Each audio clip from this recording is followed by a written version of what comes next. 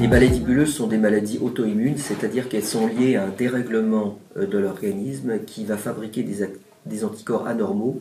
qui, au lieu de nous protéger contre les virus, les microbes, etc., vont attaquer nos propres constituants, et en l'occurrence des constituants de la peau et des muqueuses, et qui vont provoquer ce qu'on appelle des bulles, et puis ensuite de larges lésions érosives, un peu comme les brûlés, qui vont mettre le derme à nu. C'est un centre, je dirais, qui est caractérisé par une grosse activité de recherche clinique d'une part, puisqu'on s'appuie sur un réseau d'une vingtaine de centres de compétences avec lesquels nous avons conduit de nombreux essais thérapeutiques, et on est pratiquement les seuls au monde à avoir conduit ce type d'essais thérapeutiques académiques, et une activité de recherche translationnelle qui est menée au sein de l'unité INSERM 1234 qui est dirigée par le professeur Boyer. C'est un centre qui a également une grosse activité d'expertise,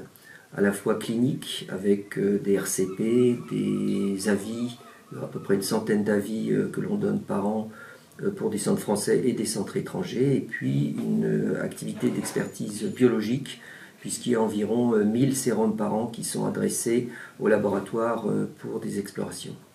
Et enfin, c'est un centre qui a une grosse activité de soins pour les patients, avec des consultations spécialisées, une infirmière et un psychologue qui sont dévolus spécifiquement pour les maladies bulleuses, des séances d'ETP. Nous commençons maintenant une activité d'IETP également, pour faire bénéficier de l'ETP des patients, soit qui ne peuvent pas se déplacer, soit qui sont dans d'autres régions. Les principaux projets en cours sont d'une part d'importants projets de recherche avec 3 PHRC nationaux qui concernent tous les 3 des essais thérapeutiques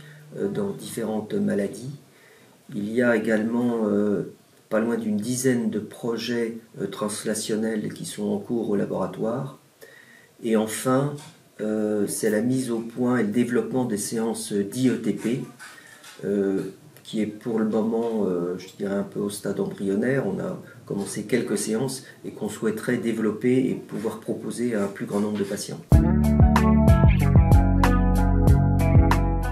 Le centre de référence met en place de nombreux essais thérapeutiques afin de mieux traiter les patients qui sont atteints de maladies bulleuses auto-immunes. Et donc l'objectif de la recherche, du labo de recherche, c'est de travailler vraiment de façon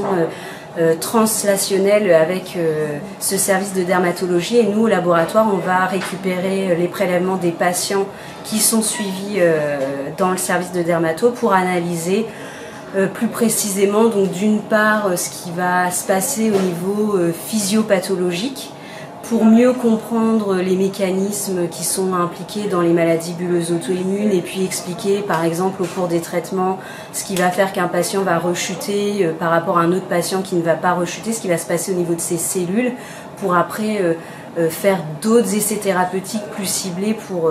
traiter mieux les patients et plus efficacement. Dans les maladies bulleuses auto-immunes, il y a beaucoup de maladies qui cliniquement vont avoir des aspects un peu similaires, et un des problèmes va être de poser précisément un diagnostic, parce que chaque maladie va avoir une prise en charge et puis une évolution différente. Donc l'objectif, c'est vraiment de poser un diagnostic précis pour chaque patient.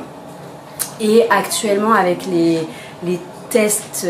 qui sont aujourd'hui disponibles pour certains patients, on va avoir du mal à poser un diagnostic précis, donc les patients vont être en impasse diagnostique. Et nous, un des objectifs du laboratoire de recherche, c'est de mettre au point des nouvelles méthodes qui vont être plus sensibles et qui vont permettre de poser un diagnostic précis à partir d'un prélèvement de sang effectué chez ces patients.